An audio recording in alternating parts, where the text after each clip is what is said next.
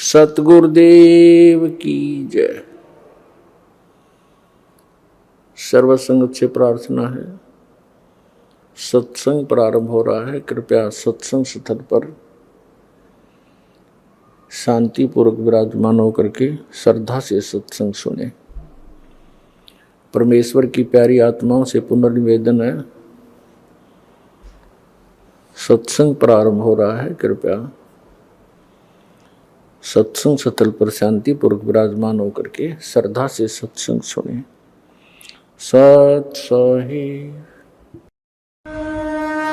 संत रामपाल जी महाराज एक ऐसे महान संत जिन्होंने अपनी सतभक्ति, तत्व ज्ञान, करुणा और सेवा के बल पर समाज में नई मिसाल कायम की है। संत रामपाल जी महाराज की अगुवाई में उनके सभी सतलोक आश्रमों से समाज कल्याण के अद्भुत कार्यों ने समाज को सुनहरे भविष्य की एक नई उम्मीद दिखाई है। संत रामपाल जी महाराज से नाम दीक्षा लेने के बाद लाखों लोगों की लाइलाज बीमारियां जैसे कैंसर, एड्स आदि ठीक हुई। संत जी के ज्ञान से प्रेरित होकर उनके अनुयायियों ने लाखों यूनिट रक्तदान किया। संत जी ने लाखों बहन बेटियों का दहेज मुक्त विवाह करवाया।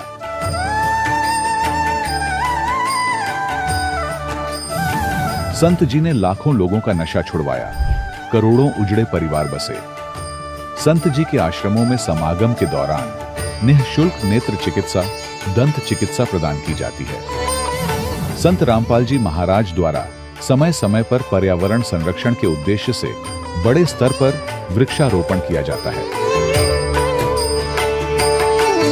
संत जी ने जरूरतमंदों को तत्काल राहत पहुंचाने के लिए एम्बुलेंस सेवा शुरू की।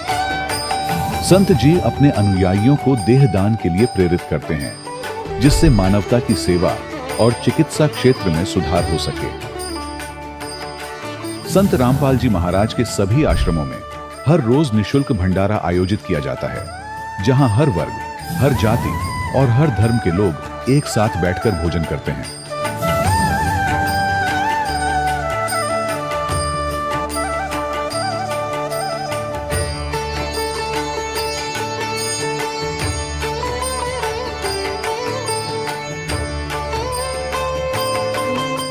संत रामपाल जी महाराज की अन्नपूर्णा मुहिम ने गरीब और बेसहारा लोगों के जीवन में एक नई ऊर्जा और उम्मीद को जन्म दिया है।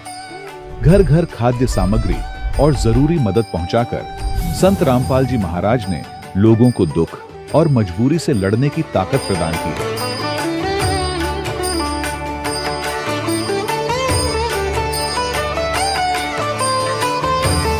संत रामपाल जी महाराज द्वारा गरीब लोगों के लिए घर बनवाने का अद्भुत कार्य एक ऐसी मिसाल कायम कर रहा है जो सदियों सदियों संत जी की उदारता और दया भावना के तौर पर जाना जाएगा।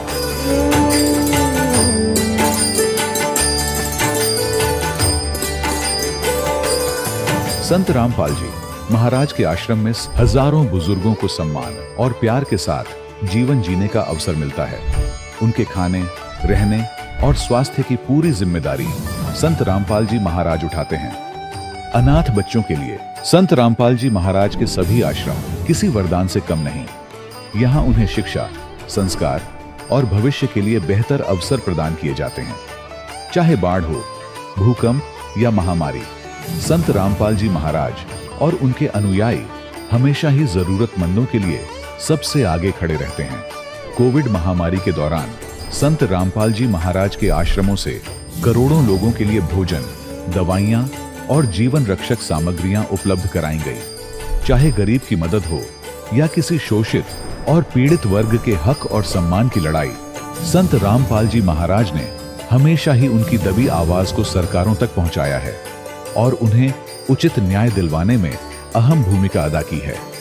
समाज में आध्यात्मिक और सामाजिक मूल्यों के प्रति जागरूकता लाने में संत रामपाल जी महाराज हर कदम पर मानवता के सच्चे सेवक साबित हुए हैं।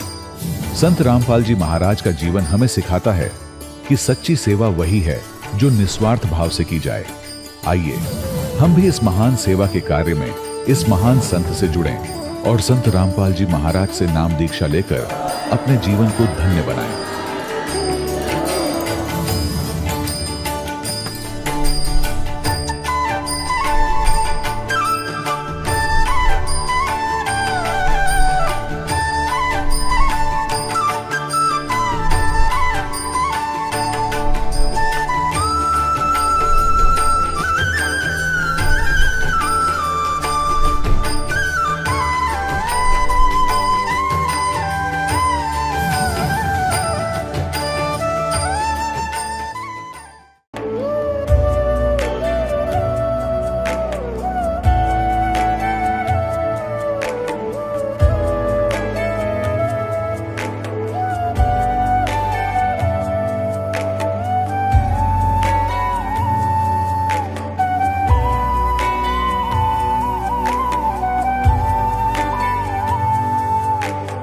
गीता 18 के श्लोक नंबर 62 में भगवान स्वयं कह रहे हैं कि अर्जुन उस परमेश्वर की शरण में जा जिसकी कृपा से परम शांति व शाश्वत स्थान अर्थात सतलोक को प्राप्त होगा।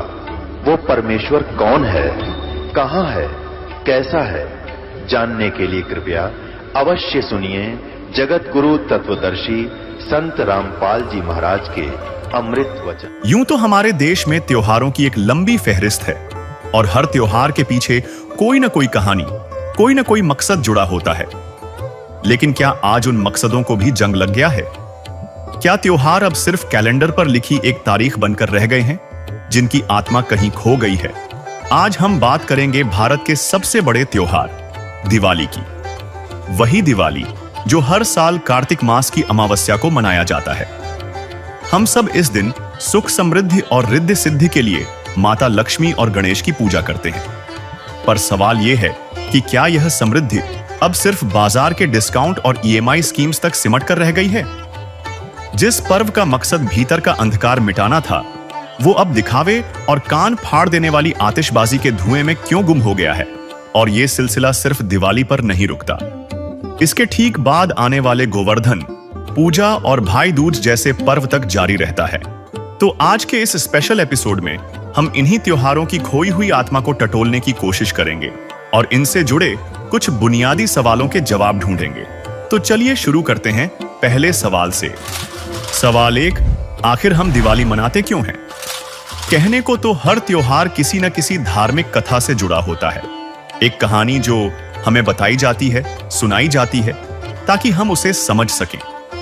दिवाली की जड़ें त्रेता युग में भगवान राम के अवतार से जुड़ती हैं। किस्सा यह है कि नारद जी के एक श्राप के कारण भगवान विष्णु को मनुष्य रूप में जन्म लेना पड़ा, जो कि अयोध्या के राजा दशरथ के बेटे श्री रामचंद्र रूप में जन्मे। वही श्री राम जिन्हें विवाह के फौरन बाद 14 साल का वनवास झेलना पड़ा। वही वनवास जहां रावण ने माता सीता का हरण किया। और फिर वही कार्तिक मास की अमावस्या की रात जब रावण का अंत करके 14 साल का वनवास काटकर श्री राम अपनी पत्नी सीता के साथ अयोध्या लौटे। कहते हैं उस दिन अयोध्या वासियों ने घी के दिए जलाकर अमावस्या की रात को रोशन कर दिया था, जो कि एक राजा के लौटने की खुशी थी, अन्याय पर न्याय की जीत का उत्सव था। पर सवाल यह है कि उस उत्सव की आत्मा आज कहां है? उस घी के दिए की जगह ले ली है बारूद और कान फाड़ देने वाले शोर ने। हर साल हम इसी मौके पर करोड़ों अरबों का धुआं हवा में घोल देते हैं। वही वायु प्रदूषण जिसका रोना हम साल भर रोते हैं, दिवाली पर परंपरा का चोला ओढ़ लेता है।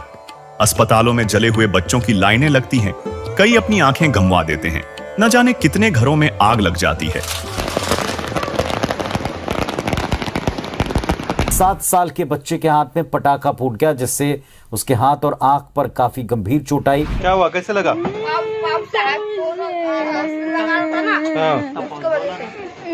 हाथ में पकड़ के लगा रहता, हाथ में पकड़ के लगा रहता वो।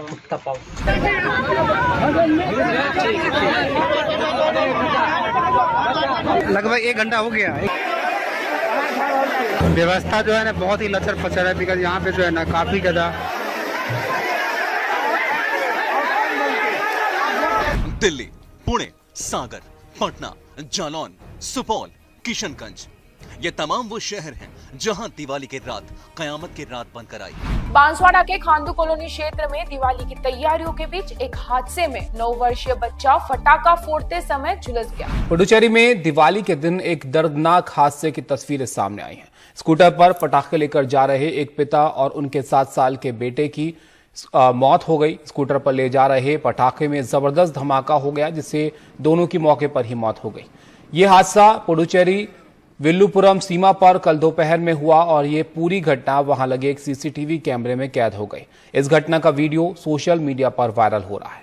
जशपुर से बड़ी खबर, 9 साल के बच्चे की मौत हो गई है। बताया जा रहा है कि पटाखा फोड़ते समय यह हादसा हुआ और 9 साल के बच्चे की दर्दनाक मौत हो गई। कांच के गिलास ढककर फोड़ रहा था पटाखा। कांच के टुकड़े बच्चे के सीने में घुसे और इलाज के दौरान बच्चे ने दम तोड़ दिया। दिल्ली के अलीपुर इलाके में एक पटाखा फटने से 28 अक्टूबर को 9 साल के बच्चे की मौत हो गई। खेल खेल में बच्चे ने पटाखे को जलाकर स्टील के ग्लास में रख दिया।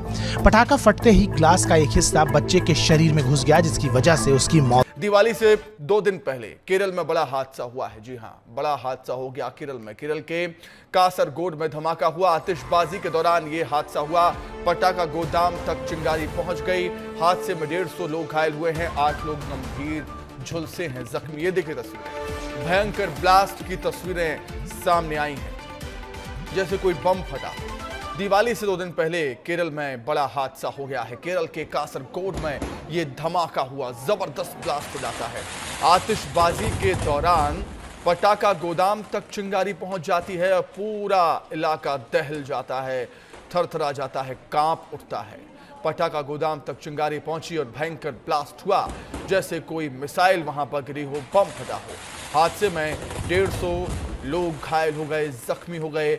8 लोग गंभीर रूप से घायल बताए जा रहे हैं, जिनका इलाज चल रहा है, उपचार चल रहा है। सभी घायल।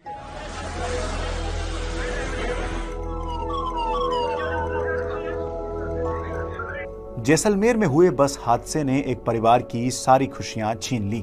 दिवाली की छुट्टी मनाने जा रहा परिवार इस हादसे में खत्म हो गया। मृतकों के शव इतनी पूरी तरह जल गए कि अब उनका डीएनए टेस्ट करना होगा। क्या है पूरी खबर, आइए जानते हैं विस्तार से। ये कहानी है महेंद्र मेघवाल, उनकी पत्नी और बच्चों की, जो दिवाली की छुट्टी मनाने घर जा रहे थे। लेकिन उन्हें क्या पता था कि ये उनकी आखिरी यात्रा होगी। कितनी खुशी के साथ पत्नी पार्वती के साथ वो दिवाली की प्लानिंग कर रहे थे, पर उस मनहूस बस ने सबकी खुशियां छीन ली। जैसलमेर से महेंद्र अपने घर के लिए निकले थे। घर पर उनकी मां अपने पोते पोतियों का इंतजार कर रही थी, लेकिन तभी रास्ते में अनहोनी हो गई। इस अनहोनी ने कई परिवारों की खुशियां छीन ली। दिवाली का त्योहार सबके लिए मातम में बदल गया। दर्शकों, एक तरफ हम समृद्धि की देवी को बुला रहे हैं और दूसरी तरफ अपनी ही हवा, अपनी ही सेहत और अपनी ही संपत्ति को आग लगा रहे हैं। यह कैसा त्योहार मनाना हुआ? संत रामपाल जी महाराज अपने सत्संगों में बताते हैं कि ऋग्वेद में साफ साफ ज्योति यज्ञ यानी देशी घी का दीपक जलाने से होने वाले हवन और उससे आत्मा की शुद्धि की बात की गई है। ऋग्वेद मंडल 9 सूक्त 86 मंत्र 10 में लिखा है कि परमात्मा अपने मूल स्थान में भिन्न भिन्न स्थानों पर भिन्न भिन्न रूप बनाकर विराजमान है। वह सर्व जीवों व देवताओं का उत्पत्ति करता है। उस परमेश्वर से लाभ प्राप्ति के लिए धार्मिक अनुष्ठानों को करना चाहिए। उनमें से एक ज्योति यज्ञ भी है, जिससे परमात्मा साधक को इस लोक का भी सुख देता है तथा परलोक प्राप्ति अर्थात पूर्ण मोक्ष रूपी अनमोल रत्न भी प्राप्त कराता है। तो क्या यह साफ नहीं है? हमारी दिवाली को दिखावे और बाजारवाद का कीड़ा खोखला कर रहा है। शास्त्रों में बताई गई असल दिवाली कहीं गुम हो गई है और उसकी जगह ले ली है इस बिगड़े हुए जानलेवा स्वरूप ने। लेकिन कहानी सिर्फ यहीं खत्म नहीं होती। अगर आपको लगता है कि इस त्योहार का खोखलापन सिर्फ आज के द्वार की देन है, तो आप गलत हैं। सच तो इससे भी ज्यादा कड़वा है। एक ऐसा सच जिसे बड़ी चालाकी से हमारी परंपरा की बहसों से गायब कर दिया गया है। तो हमारा दूसरा सवाल है, सवाल 2। क्या आप जानते हैं कि अयोध्या वासियों ने खुद ही 2 साल बाद दिवाली मनानी क्यों बंद कर दी थी? जी हां, आपने सही सुना। संत रामपाल जी महाराज बताते हैं कि इतिहास की परतों में यह सच दबा हुआ है कि जिस दिवाली को आज हम सबसे बड़ा त्योहार मानकर मनाते हैं, उसे खुद अयोध्या में सिर्फ 2 बार मनाया गया। क्यों? क्योंकि 2 साल बाद ही एक धोबी के ताने पर उसी श्री राम ने अपनी गर्भवती पत्नी माता सीता को घर से निकाल दिया था। इस घटना ने अयोध्या को इतना झकझोर दिया कि उन्होंने उस दिन के बाद दिए जलाना ही बंद कर दिया। सोचिए प्रजा के मन में क्या बीती होगी कि जिस महारानी की वापसी पर हमने जश्न मनाया, आज वही अन्याय का शिकार हो रही है। जिस देवी के लिए रावण का साम्राज्य मिटा दिया गया, उसे फिर से वन वन भटकने के लिए छोड़ दिया गया। दिए तो खुशी का प्रतीक थे, पर जब राजा और रानी ही अलग हो गए, जब न्याय पर ही सवाल उठ गया, तो वो खुशी कहां बची? न राजा के लिए न प्रजा के लिए। और उसी दिन से दिवाली का पर्व बंद हो गया था। आज सदियों बाद जो हम कर रहे हैं, वो बस उन शुरुआती 2 सालों की एक अंधी नकल है। और सबसे बड़ी बात तो यह है कि हमारे पवित्र शास्त्रों में ऐसे किसी भी त्योहार का कोई प्रमाण नहीं है। फिर भी हम इसे मना रहे हैं। यह एक और उदाहरण है कि कैसे हम बिना सोचे समझे, बिना सवाल किए बस लकीर पीट रहे हैं। और ऐसे मनमाने त्योहारों से लोगों को कोई आत्मिक लाभ नहीं हो सकता, क्योंकि गीता अध्याय 16 श्लोक 23 स्पष्ट करता है कि शास्त्र विरुद्ध क्रियाओं से कोई सुख की प्राप्ति नहीं होती। इसी विषय में अब सुनिए संत रामपाल जी महाराज का सत्संग। जैसे त्योहार आते हैं, कोई बात हुई, वो व्यर्थ के खर्चे, ये त्योहार मनाते हैं दिवाली का, दीपावली, ये किस लिए मनाते हैं कि भगवान श्री राम सीता जी को लेकर घर लौटे थे। और फिर चलो पहले तो देसी घी के दीप जलाए जाते थे, हवन हो जाता था, वो भी बढ़िया बात थी। लेकिन एक दिन हवन कर देने से बात नहीं बनती। अपना रोज लगावे घी की दीप है, रोज हवन करे वो। और जब सीता जी को घर से निकाला, फिर भी मनाओ तुम उसने, फिर भी दिवाली मना रहे हो। सीता तो घर से निकाल दी गई थी जिसके आने की खुशी में, और वो दीप जलाए गए थे, और फिर वो निकाल दी करते। वो तो दुखी हुई, वहाँ जंगल में टाइम पास करा बेचारी ने सह परिवार। और श्री राम घर पे, परिवार उसका जंगल में, चाहे राजा के कुछ भी बना रहो, एक छोटे से नगर का राजा, अयोध्या का राजा था, चाहे राष्ट्रपति बने जाए पूरी पृथ्वी का, जिसका परिवार कहीं रहा कहीं वो जीव सुखी हो सकता है, और फिर भी दिवाली मनावें और दीप जलावें। तो इस तरह की जो क्रियाएं हैं ये परंपरा है, सूझबूझ का कार्य नहीं है। फिर बम छोड़ते हैं त्योहार के दिन, कितना प्रदूषण फैलाते हैं, आग लग जाती है। तो यह परंपरा बनाई तो बच्चे आकर्षित हुए, इसको समाप्त करेंगे धीरे धीरे। और क्या की खुशी, एक भगत कह रहा था, बोला जी नाम लेने के बाद ज्ञान हुआ हमें, और पहली बार त्योहार मनाया हमने अपना। हमने 10 वर्ष हो गए ना दिवाली मना ली, ना तीज त्योहार मनाए, और ना होली मनाई। कारण क्या रहा कि हमारा परिवार है, 5-6 भाई हैं, मेरे दादा है, उसमें किसी का कोई मृत्यु हो जाती है, कभी हमारे घर में हो जाती है। पिछली बार मेरी बहन विधवा होगी, सारा 1 साल तो फिर मनाना ही नहीं कुछ भी। 1 वर्ष पूरा नहीं हुआ, इतना दूसरी घटना घट लेती है। और 10 वर्ष हो गया हमने कोई त्योहार मना के नहीं देखा। फिर कहाँ गई वो दीपावली। और परमात्मा कहते हैं इसे गंदे लोक में, जैसे नानक साहब जी से कहा था कि आप यहाँ खुशी नजर नहीं आते, मायूस बने रहते हो। तब नानक साहब जी ने कहा था, ना जाने काल की कर डारे, किसी भी ढल जा पासावे, अर्जिन आते सरते मौत खुड़क दी, उन्होंने के डांसावे। दिवाली के उपलक्ष्य में माता लक्ष्मी जी की भी पूजा की जाती है।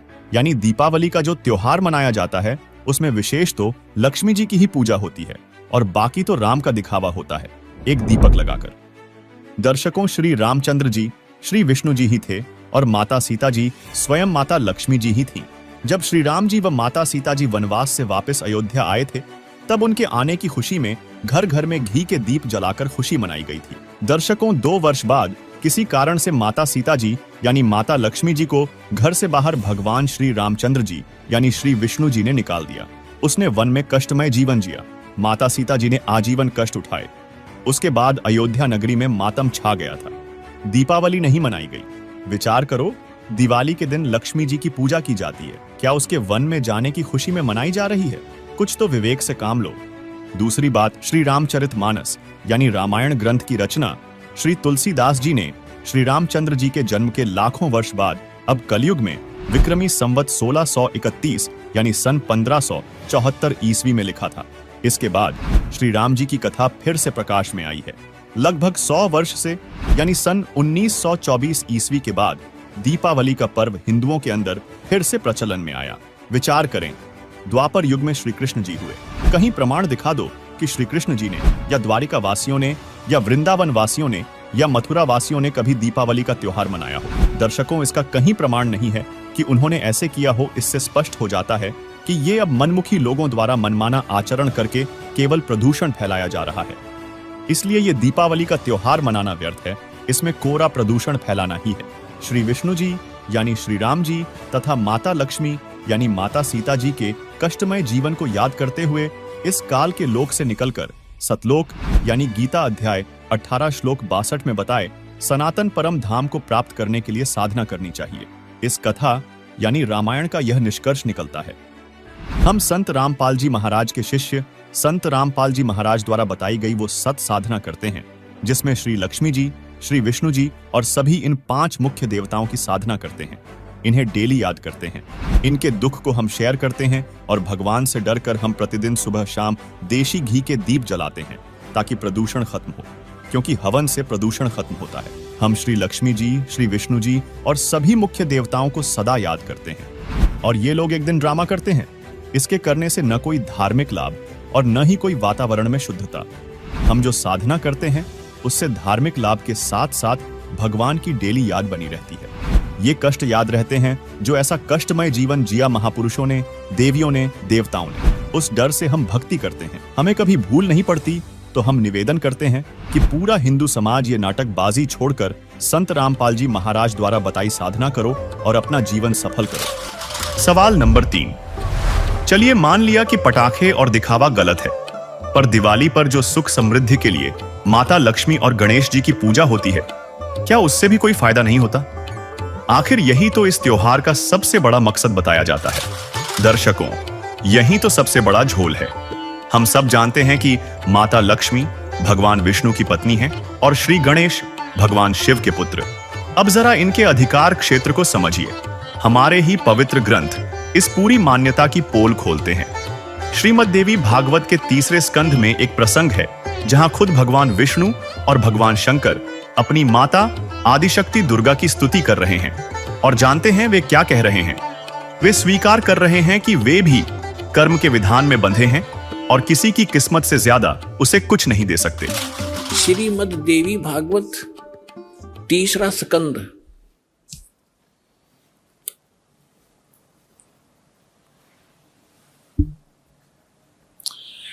ये गीता प्रेस गोरखपुर से प्रकाशित है। ये देखिएगा, इसके ये सचित्र मोटा टाइप, केवल हिंदी। संपादक हनुमान प्रसाद पोदार, चिमनलाल गोस्वामी। और ये यहां से प्रकाशित है, मुद्रित और प्रकाशित। ये गीता प्रेस गोरखपुर से है। गीता भवन कार्यालय कोलकाता का संस्थान, गीता प्रेस गोरखपुर। इसके 123 पृष्ठ पर ले चलते हैं आपको। बिल्कुल 2 मिनट में सारी कहानी समझ में आ जाएगी। 123 पृष्ठ पे ये 3 स्कंद। भगवान विष्णु अपनी माता दुर्गा की महिमा स्तुति करते हुए, उनकी स्तुति करते हुए बोल रहे हैं, तुम शुद्ध स्वरूपा हो, यह सारा संसार तुम इसे उद्भासित हो रहा है। मैं ब्रह्मा और शंकर, हम सभी तुम्हारी कृपा से विद्यमान हैं। हमारा आविर्भाव माने जन्म, तिरोभाव माने मृत्यु। हमारा तो जन्म और मृत्यु हुआ करता है। केवल तुम ही नित्य हो, जगत जननी हो, प्रकृति और सनातनी देवी हो। ये प्रकृति शब्द याद रखना कि दुर्गा को प्रकृति भी कहते हैं। जिस समय दास आपको श्रीमद् भगवत गीता में यह सिद्ध करेगा कि ब्रह्मा विष्णु महेश की उत्पत्ति दुर्गा से हुई है और गीता में वर्णित है, उस समय प्रकृति शब्द आपका काम आओगा कि प्रकृति दुर्गा को कहते हैं। गीता के अंदर 2 प्रकृति बताई है। एक तो जड़, जैसे ये अग्नि वायु हवा आदि, और एक चेतन। चेतन ये दुर्गा प्रकृति है। तो इसलिए कहते हैं तुम आप ही प्रकृति हो। और फिर भगवान शंकर क्या कहते हैं देखिएगा।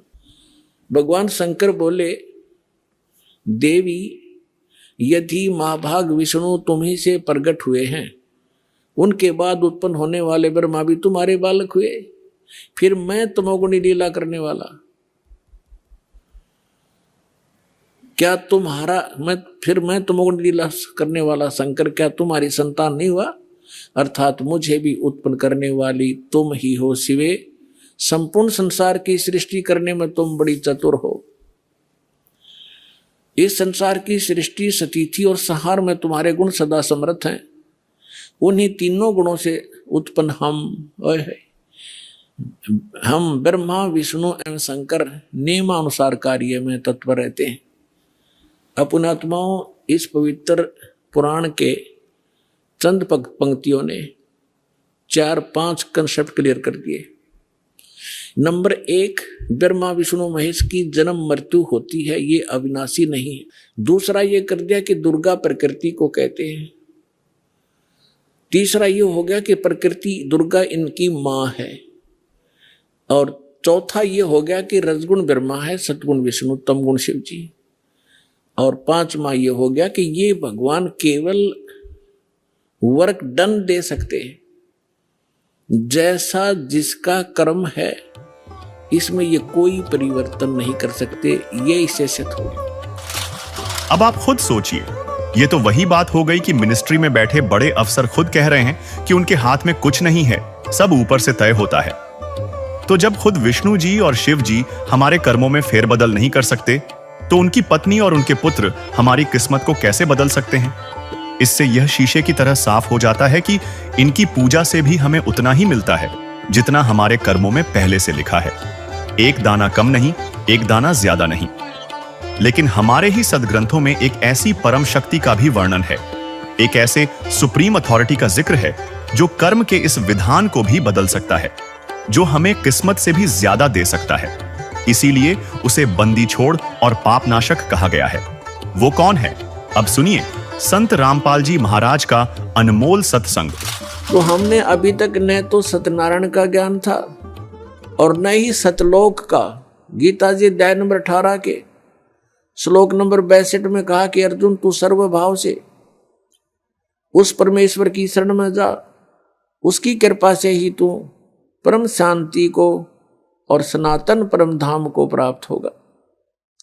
उसी परमेश्वर की कृपा से सनातन परम धाम और परम शांति। जब तक जन्म मृत्यु है जीव को शांति नहीं हो सकती, क्योंकि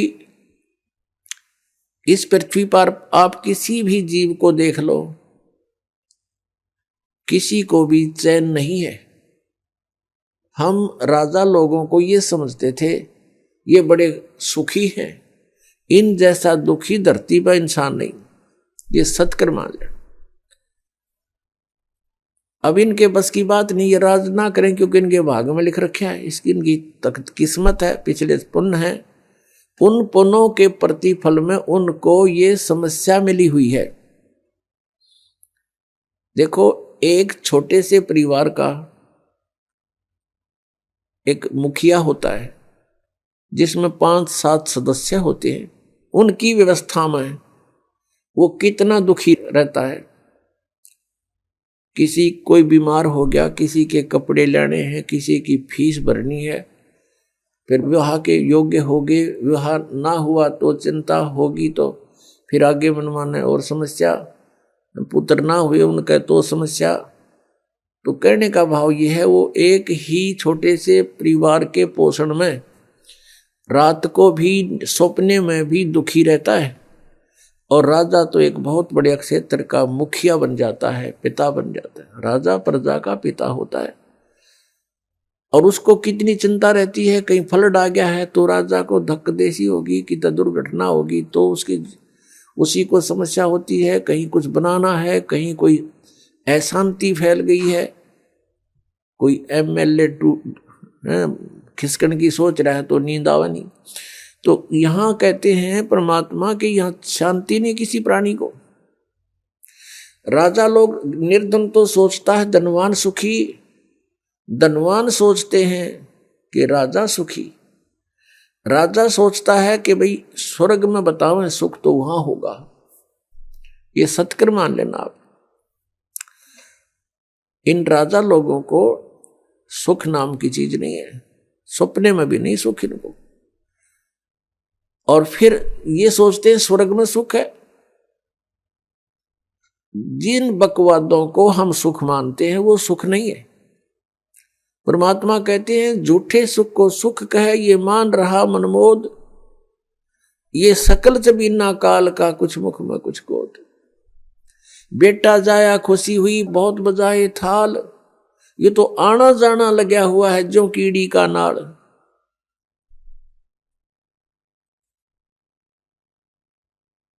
अब राजा सोचते हैं कि स्वर्ग में सुख होगा, अब स्वर्ग के देवता जो उनकी दुर्गति, उनके इतिहास पढ़कर देखो पुराणों में, कभी असुर और देवताओं का और सुरों का युद्ध हो गया, राक्षसों का, कभी देवता हार गए, कभी असुर हार गए। इंद्र जो स्वर्ग का राजा होता है, गद्दी छोड़ भाग गया, असुरों ने कब्जा कर लिया स्वर्ग पर, वो कहीं जंगल में भूखा प्यासा भटक रहा है। और इंद्र सोचता है कि ब्रह्मा विष्णु महेश सुखी होंगे। ये तीन लोग के एक एक विभागीय मंत्री हैं।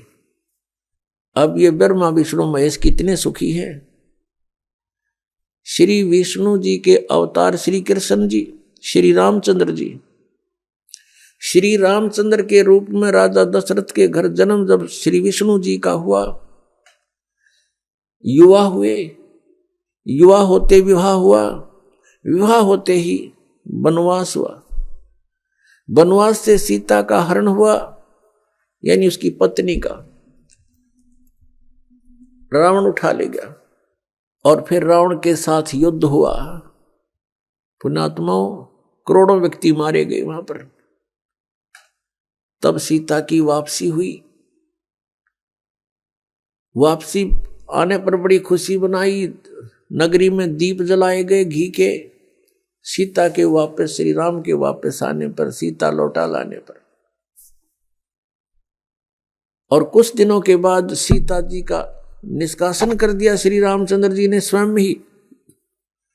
किस बात पर के एक धोबी ने व्यंग कस दिया, वो अपनी पत्नी को धमका रहा था रात्रि के समय।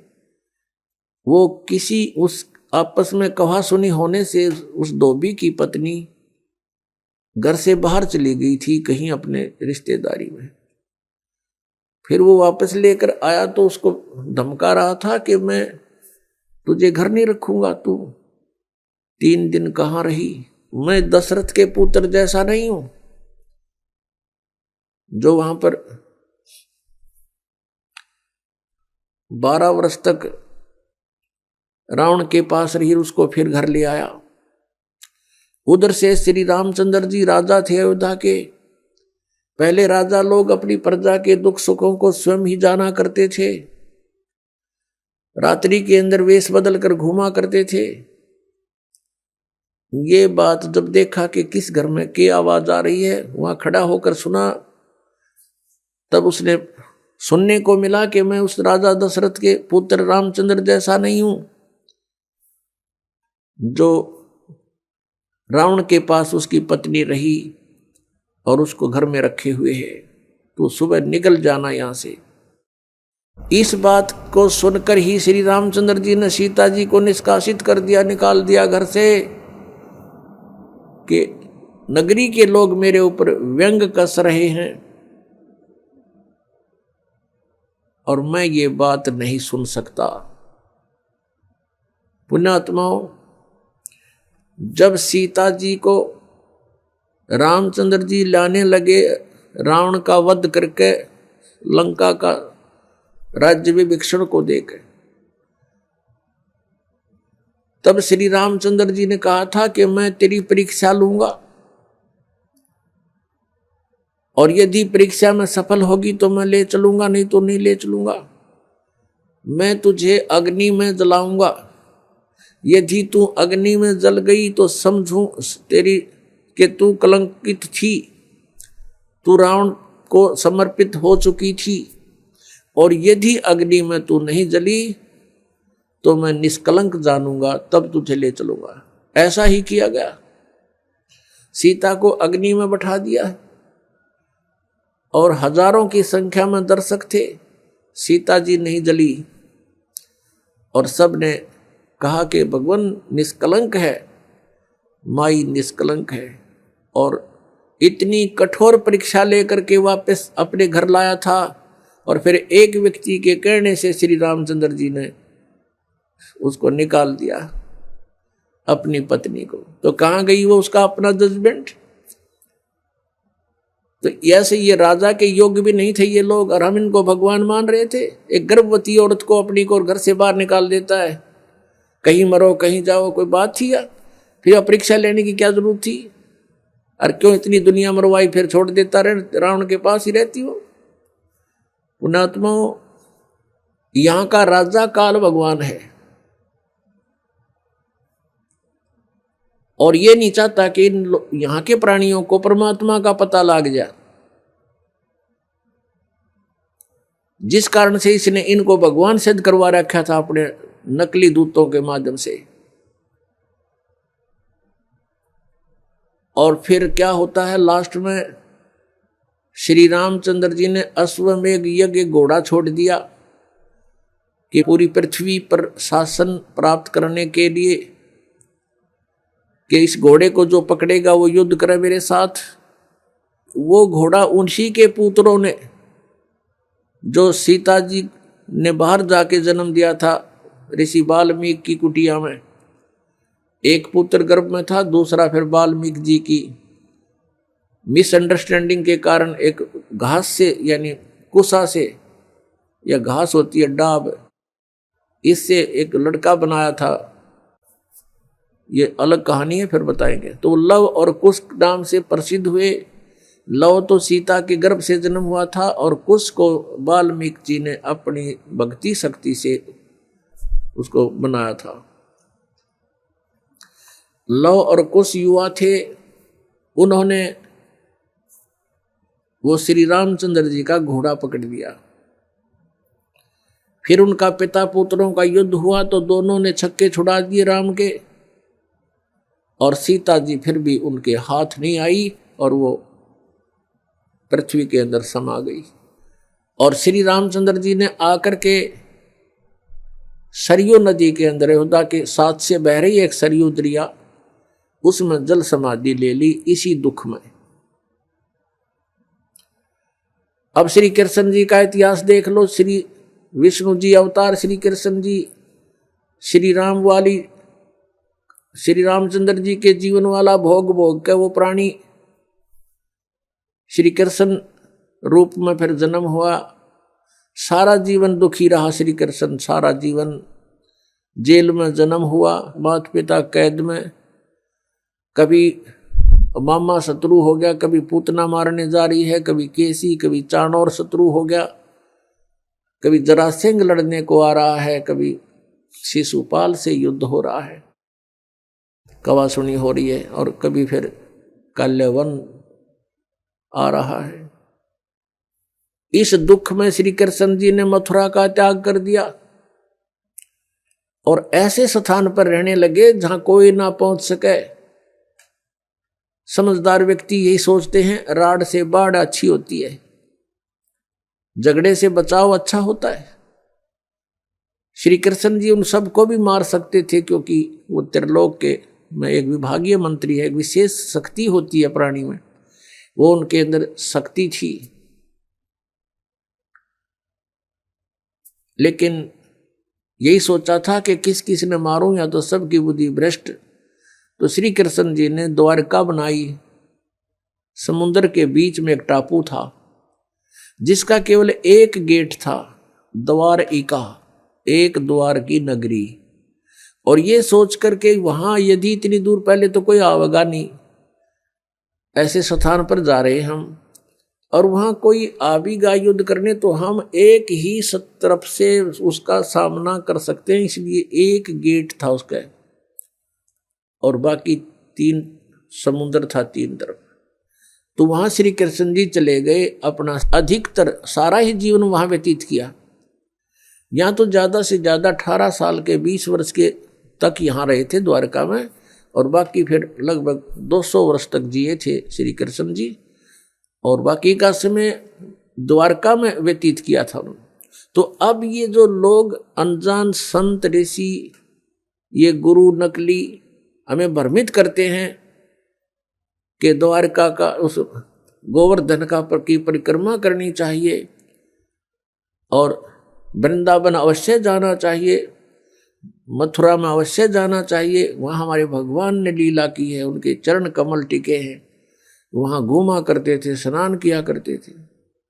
अरे श्री कृष्ण जी यहाँ तक 20 वर्ष रहे थे मथुरा में, बाकी 180 साल तो वहां रहे वो द्वारका में, और वहां का नामो निशान मिट गया उस द्वारका को। इसलिए वहां खत्म की द्वारका, समुद्र में डूब गई श्री कृष्ण जी की मृत्यु के बाद, और यादों का विनाश हो गया था, आपस में लड़के मर गए थे, और जो बाकी शेष औरतें बची थी उनको अर्जुन ले आया था, सब खाली हो गई थी द्वारका। उसके बाद वो समुद्र ने डबो दी थी, अंदर चली गई। कारण यही था कि भगवान ने सोचा कि यहाँ आएंगे फिर ये धक्के खान द्वारका में इतनी दूर, इसलिए उसका नामो निशान मिटवा दिया था। अगर आज द्वारका होती तो ये नकली कहते द्वारका में भगवान रहे थे, वहां जाया करो, वहां बहुत पुण्य होता है। उस द्वारका में तो सत्यानाश होया था, सारे यादव कटका मर गए थे वहां पर। आज भी जाते हैं वहां बहुत से श्रद्धालु। तो कहने का भाव यह है कि जब तक आत्म ज्ञान बिना नर भटके, इस तत्व ज्ञान बिना नर भटके, कदे मथुरा कदे काशी। फिर श्री कृष्ण जी का फिर कैसे अंत हुआ? श्री कृष्ण जी के सामने पूरा यादव कुल आपस में लड़का मर गया, पोते पड़पोते रिश्तेदार सब आपस में कटका मर गए। और वो सारा सांग देख कर, वो सारा अनर्थ देख कर जब श्री कृष्ण जी की मृत्यु हुई, एक परिवार के सामने एक आधे की मृत्यु हो जाती है, उसका कलेजा फट जाता है, रो रो के पागल हो जाता है इंसान। तो पुण्यात्माओं, आज तक हमें सत्यनारायण कथा नहीं मिली थी, और ये सत्य कथा है। सत्यनारायण का अर्थ है सच्चा भगवान, और सच्चे भगवान की सच्ची कहानी, सच्ची कथाएं। तो प्रसंग चल रहा है कि परमात्मा ने बताया कि तुम जब तक जन्म और मृत्यु के अंदर हो, सुख नहीं हो सकता, शांति नहीं हो सकती। अब इंद्र सोचता है ब्रह्मा विष्णु महेश सुखी होंगे। अब इन ब्रह्मा विष्णु महेश की आप देख रहे हो, श्री राम की, श्री विष्णु जी की, श्री कृष्ण जी की कैसे दुर्गति हुई। श्री कृष्ण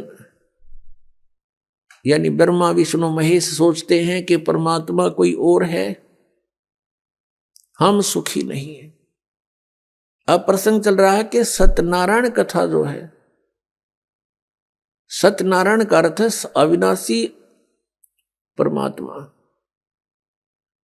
ब्रह्मा विष्णु महेश ये सत्यनारायण नहीं है। श्री विष्णु जी को हम सत्यनारायण जानकर किसकी कथा सुना और सुनाया करते थे, सुनते और सुनाते थे।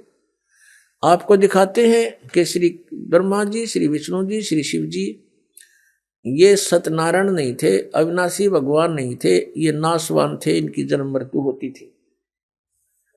एक झलक दिखाएंगे आपको, समझदार को संकेत बहुत होता है। देखिएगा श्रीमद् देवी भागवत, श्रीमद् देवी भागवत गीता प्रेस गोरखपुर से प्रकाशित है। इसके संपादक हैं हनुमान प्रसाद पोदार, चिमन लाल गोस्वामी। ये कहाँ से मुद्रित है? प्रकाशक एवं मुद्रक हैं गीता प्रेस गोरखपुर, गोविंद भवन कार्यालय कोलकाता का संस्थान। इसका एक थोड़ी सी झलक दिखाते हैं। 123 पृष्ठ, तीसरा स्कंध, 123 पृष्ठ है, ये तीसरा स्कंध। भगवान विष्णु, श्री विष्णु जी अपनी माता दुर्गा की स्तुति करते हुए बता रहे हैं, तुम शुद्ध स्वरूपा हो, यह सारा संसार तुम इसे उद्भासित हो रहा है। मैं ब्रह्मा और शंकर, हम सभी तुम्हारी कृपा से विद्यमान हैं। हमारा आविर्भाव और तिरोभाव हुआ करता है। आविर्भाव माने जन्म और तिरोभाव माने मृत्यु।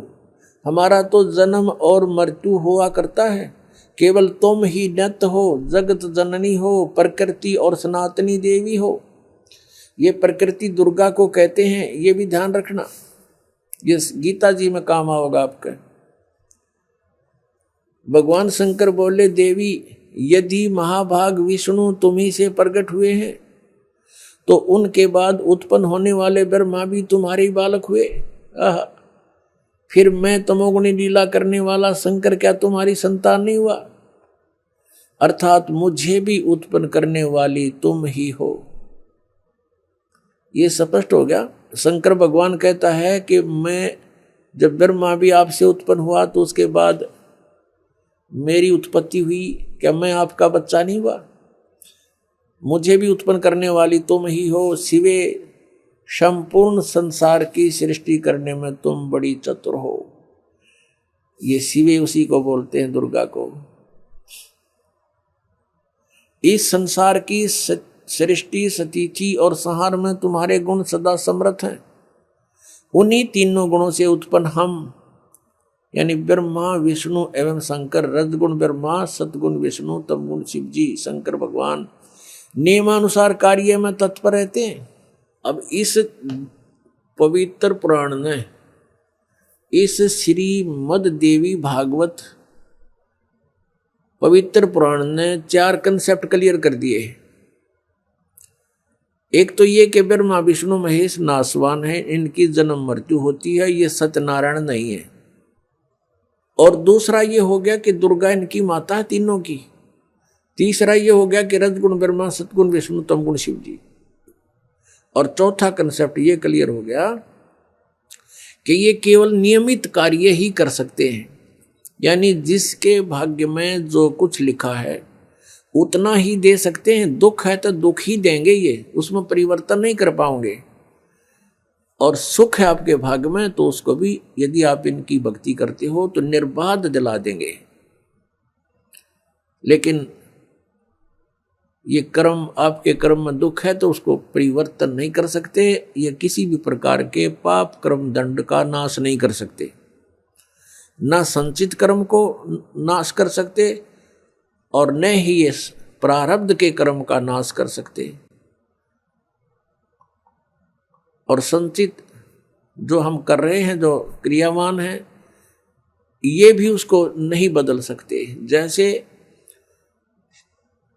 महाभारत का युद्ध हुआ, श्री कृष्ण जी ने बहुत कोशिश की, यानी विष्णु जी ने, कि ये युद्ध ना हो।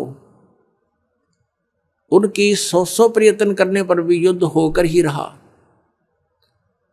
तो जो क्रियावान कर्म थे वह भी ना बचे, उनको भी नहीं चेंज कर सके। कितना अनर्थ हुआ, करोड़ों व्यक्ति मारे गए। वो सारा पाप पांडवों के सिर पर रखा गया। और प्रारब्ध के कर्म को ये अपना भी नहीं काट सकते। प्रारब्ध तो दूसरों का नहीं कैसे काटेंगे। जैसे श्री राम रूप में श्री रामचंद्र जी ने सुग्रीव के भाई बाली को मारा था, धोखा देकर वृक्ष की ओट लेकर तीर मारा था। उसका भी बदला देना पड़ा, वो भी कर्म दंड भोगना पड़ा। उसके प्रारब्ध में लिखा गया वो कर्म श्री कृष्ण रूप में। जो बाली वाली आत्मा थी वो तो एक शिकारी बना, और श्री राम वाली आत्मा श्री कृष्ण बने। और श्री कृष्ण जी का वध विषाक्त तीर, यानी जहर से बुझे हुए तीर मार कर उस एक शिकारी ने उनका वध किया। तो उनका अपना भी कर्म भोगना पड़ा उन भगवानों को, जिनकी हम गुण गाया करते थे, जिनको सर्वशक्तिमान बताया करते थे। तो वो भी सर्वशक्तिमान नहीं पाए, ये अविनाशी भी नहीं पाए, क्योंकि इनकी जन्म मृत्यु होती है। इनके पिता कौन है? इनके पिता काल रूपी ब्रह्म है। पुण्यात्माओं, सत्संग के अंदर परमात्मा की याद दिलाई जाती है, आत्मा और परमात्मा की स्थिति बताई जाती है। कौन से कर्म अच्छे हैं, कौन से बुरे हैं, ये याद दिलाई जाती है। और आपको जो मिशन से जुड़ता है, जो भगवान चाहता है, उसको स्ट्रिक्टली कहा जाता है कि ये पाप नहीं करोगे, ऐसा नहीं करोगे तो तुम सफल होगे। सच्चाई है ये। तो फिर वो आपके क्रियावान कर्म भी बदलवा दिए जाते हैं। जैसे कोई शराब पीता है, कोई चोरी करता है, कोई मिलावट करता है, कोई जारी करता है, कोई और बकवाद करता है, वो सब छुटवाई जाती है। वो क्रियावान कर्मों को भी चेंज कर दिया जाता है। प्रारब्ध के अंदर आपकी किस्मत में कोई जबरदस्त दुख है, उसको भी परमात्मा हल्का करके नाश कर देते हैं। परमेश्वर शरण में आने से आई टले बला, और जय मस्तिष्क में जय भाग्य में सूली होवा काटे में टल जा। यदि आपके भाग्य में कहीं मृत्यु दंड लिखा हो, कहते कांटा लाग के, मनमाने ठोकर लाग के, अंगूठा फूट के जीवन बच जा। इतना हल्का करके परमात्मा, वो कबीर परमेश्वर, आपके प्रारब्ध में लिखे हुए पाप कर्म का विनाश कर देते हैं, और संचित जो कर्म आपके वहां रखे हैं डिपॉजिट, उसका भी नाश कर देते हैं। तो चलिए अब हम अपने पवित्र वेदों में ही देखते हैं कि परमात्मा पाप नाश कर सकता है या नहीं। देखिए यजुर्वेद अध्याय 8 मंत्र 13। दर्शकों, यजुर्वेद अध्याय 8 मंत्र 13 में 6 बार लिखा है कि परमात्मा साधक के घोर पाप का भी नाश कर सकता है। स्वयं पढ़िए यजुर्वेद अध्याय 8 मंत्र 13, जिसमें लिखा है कि वेदों को बोलने वाला ब्रह्म कह रहा है कि हे पूर्ण ब्रह्म, आप सत भक्ति करने वाले भद्र पुरुष संत ऋषि द्वारा किए हुए पाप के क्षमा अर्थात विनाश करने वाले हो, साधारण व्यक्ति के किए हुए पाप के विनाश करने वाले हो। सत भक्ति चाहे पिता करे, उस पिता के किए हुए पाप के विनाश करने वाले हो। शास्त्र अनुकूल साधना चाहे कोई स्वयं करे, उसके अपने किए हुए पाप के विनाश करने वाले हो। और तो और आप पाप के पाप अर्थात घोर पाप के विनाश अर्थात क्षमा करने वाले हो। जो सतभक्ति करने वाला पाप चाहे शिक्षित अर्थात पंडित या अशिक्षित करे, उसके तथा सर्व सतभक्ति स्तुति करने वालों के पाप के विनाश करने वाले हो। जिससे स्पष्ट होता है कि संत रामपाल जी महाराज जी की यह बात सत्य है कि परमात्मा घोर पाप का भी नाश कर देता है। चलिए अब देखते हैं यजुर्वेद अध्याय 5 मंत्र 32 को और जानते हैं कि वह परमात्मा कौन है जो पापों का नाश कर अपने भक्त का जीवन सुखी कर देता है। देखिए दर्शकों, यजुर्वेद अध्याय 5 मंत्र 32 में लिखा है कि जो पूर्ण शांतिदायक है वह पाप का शत्रु अर्थात पाप विनाशक कबीर है। 2 स्थानों पर वास करता हुआ दुखदायी काल लोक में रहने वालों के कर्म बंधन का शत्रु अर्थात बंदी छोड़ रक्षा के लिए तुरंत आने वाला है। पवित्र करने वाला वायु के तुल्य है। सभा में अर्थात ओंकार ब्रह्म के 21 ब्रह्मंडों यानी ब्रह्म, ब्रह्मा, विष्णु, शिव तथा देवी देवताओं आदि की सभा है में जैसे चूहों की सभा में बिलाव की तरह शक्तिशाली राजाधिराज अर्थात कुल मालिक है। सर्व ऊर्जा स्रोत परमेश्वर वायु अर्थात प्रत्येक जीव का प्राणाधार है। आकाश के गुण शब्द रूप में अविनाशी है। जगत को त्यागने वाला अंतर्यामी जाना माना अर्थात सर्वविदित है। हवन में आहुति दिए घी का जैसे प्रारूप बदल जाता है अर्थात अधिक लाभदायक हो जाता है, ऐसे भक्ति से भक्त के गुण बदलने वाला स्वयं प्रकाशित सतलोक में रहने वाला है। भावार्थ है कि जो पूर्ण शांतिदायक है वह पाप नाशक परमेश्वर कबीरदेव यानी कबीर साहिब है। वह कर्मों के बंधन में बंधे हुओं के बंधन काटने वाला अर्थात बंदी छोड़ है, जो स्वयं प्रकाशित सतलोक में रहता है। यजुर्वेद के उपरोक्त मंत्र से सिद्ध होता है कि वास्तव में कबीर परमात्मा घोर पाप का भी नाश कर देता, जिससे हम सुखी होकर भक्ति कर सकते हैं। और इससे यह भी स्पष्ट होता है कि संत रामपाल जी महाराज द्वारा बताया जा रहा ज्ञान सत्य है। तो चलिए अब जानते हैं कि हमारे पाप कर्म कैसे समाप्त होंगे। दर्शकों, हम सभी जानते हैं तथा हमारे ये नकली धर्मगुरु व कथावाचक भी बताते हैं कि इस लोक यानी काल ब्रह्म के 21 ब्रह्मांडों का अटल विधान है कि जब तक हमारे संचित पाप कर्म समाप्त नहीं हो जाते तब तक प्राणी को अपने प्रत्येक कर्म का दंड स्वर्ग नरक तथा 84 लाख योनियों में भोगना पड़ता है। यानी जो व्यक्ति जैसा कर्म करेगा वैसा फल भोगना पड़ेगा। जबकि पवित्र यजुर्वेद अध्याय 8 मंत्र 13 में आपने पढ़ा कि परमात्मा घोर पाप का भी नाश कर सकता है। एक बार पुनः पढ़िए यजुर्वेद अध्याय 8 मंत्र 13 को, जिसमें लिखा है कि वेदों को बोलने वाला ब्रह्म कह रहा है कि हे पूर्ण ब्रह्म, आप सद्भक्ति करने वाले भद्र पुरुष संत ऋषि द्वारा किए हुए पाप के क्षमा अर्थात विनाश करने वाले हो। साधारण व्यक्ति के किए हुए पाप के विनाश करने वाले हो। सतभक्ति चाहे पिता करे, उस पिता के किए हुए पाप के विनाश करने वाले हो। शास्त्र अनुकूल साधना चाहे कोई स्वयं करे, उसके अपने किए हुए पाप के विनाश करने वाले हो। और तो और आप पाप के पाप अर्थात घोर पाप के विनाश अर्थात क्षमा करने वाले हो। जो सतभक्ति करने वाला पाप चाहे शिक्षित अर्थात पंडित या अशिक्षित करे, उसके तथा सर्व सतभक्ति स्तुति करने वालों के पाप के विनाश करने वाले हो। दर्शकों, यजुर्वेद 8 मंत्र 13 का कुछ स्वार्थी व नकली व्यक्ति यह भावार्थ लगा सकते हैं कि पाप करते रहो, बाद में परमात्मा आपके सर्व पापों का नाश कर देगा। तो इस विषय में संत गरीबदास जी ने अपने सामने धर्मराज व कबीर परमात्मा के मध्य हुई वार्ता में बताया है। सुनिए। यहाँ क्या बता रहे हैं कि परमात्मा जब ऊपर लेकर गए गरीबदास जी को, तो परमेश्वर के शरीर से वहां जब उसने देखा ऐसी चमक थी और धर्मराज अपनी सिंहासन पर विराजमान था, न्यायाधीश परमात्मा वहां प्रवेश किया, एकदम वो कुर्सी छोड़कर खड़ा हो गया, सिंहासन छोड़कर, और ऐसे जैसे एक उच्च अधिकारी के सामने बहुत निम्न सत्र का अधिकारी करबद्ध होकर के सावधान हो जाता है और वो डांट लगाता है। उच्च अधिकारी छोटे अधिकारी को अपना आदेश देता है अपनी लैंग्वेज में, और वो सब स्वीकार्य करता है, जो एक शिष्टाचार होता है। तो क्या कहते हैं, धर्मराज दरबार में देई कबीर तलाक, मेरे भूले चूके हंस को तू पकड़िए मत कजाक। है जिस धर्मराज के सामने ब्रह्मा विष्णु महेश की हिम्मत नहीं जाके को अपशब्द बोल दे, ये तो आप यही देख लो अपने चीफ जस्टिस के सामने प्रधानमंत्री की हिम्मत नहीं, उसको जाके कुछ वहां प्रधानमंत्री के सामने भी सिंहासन नहीं छोड़ेगा चीफ जस्टिस। हाँ, राष्ट्रपति जब जाएगा उसने पद छोड़ना पड़ेगा राष्ट्रपति के लिए, हमारे राष्ट्रपति इतने सर्वमान्य होते। इसी प्रकार जब धर्मराज ने देखा कि राष्ट्रपति आगे यानी पूरी विश्व के मालिक एकदम कुर्सी छोड़कर खड़े हो गए, परमात्मा क्या कहने लगे, धर्मराज दरबार में देई कबीर तलाक, मेरे भूले चूके हंस को तू पकड़िए मत कजाक, कि मेरा हंस और गलती से नाम भी त्याग दिया हो, गलती से ना जान रहा हो, जानबूझ कर बकवाद करे, उसका तो माफी है नहीं, और किसी कारण से भी आपको ने नाम ले रखा है और आपका ना जान रहा है, फिर छोड़ छाड़ गए कुछ दिन, तो जब आपकी मृत्यु होगी तो परमात्मा कहते हैं आपको वहां ले जाया जाएगा धर्मराज के पास।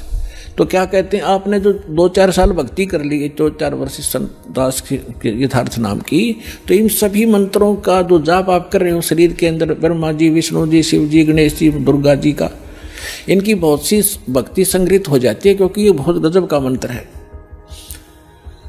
इसके आधार से फिर आपको कोई किसी को विष्णु जी के लोक में कुछ दिन जाना पड़ेगा, वहां पर पुण्य खत्म करोगे, फिर वहां से पुण्य खत्म होते ही आपको ब्रह्मा जी के लोक में भेज देंगे, वहां देवता बन करोगे, फिर विष्णु जी के लोक में, फिर शिव जी के लोक में, अपनी सारी पूंजी नाश करके और फिर नरक लोक में।